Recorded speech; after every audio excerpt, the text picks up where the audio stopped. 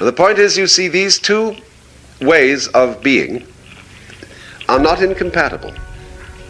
They appear to be incompatible when you think that the foundation of everything is the tough discipline. That's basic. It is not basic. It's secondary, and it's an important secondary.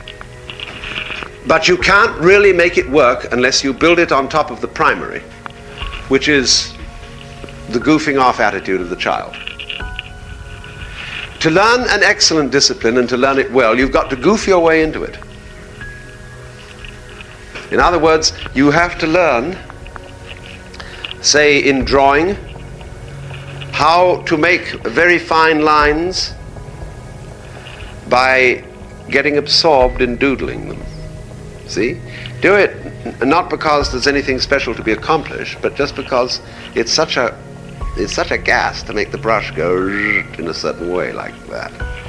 When you practice calligraphy, for example, Western calligraphy or Chinese calligraphy, you begin to dig the amazing shapes that a brush can make. And you play with your hands just go so. You're not trying to please anybody, the master, or make an impression. You're just digging that brush. The Chinese are very clever about this because they make writing such a delight. For example, they perfume the ink, and it has very subtle perfume, which is extremely great. And then they rub the ink on a stone in water, and it makes a beautiful blue-black mixture. And the feeling of sliding this stick back and forth on the inkstone is just as groovy as can be. Especially when the ink begins to get thick and smooth, and the feeling of rubbing that, and you get this satisfactory sense. And then when you feel it's just right, you pick up the brush, and for a while you play with the brush, with the point, getting it just to the right quality that you want.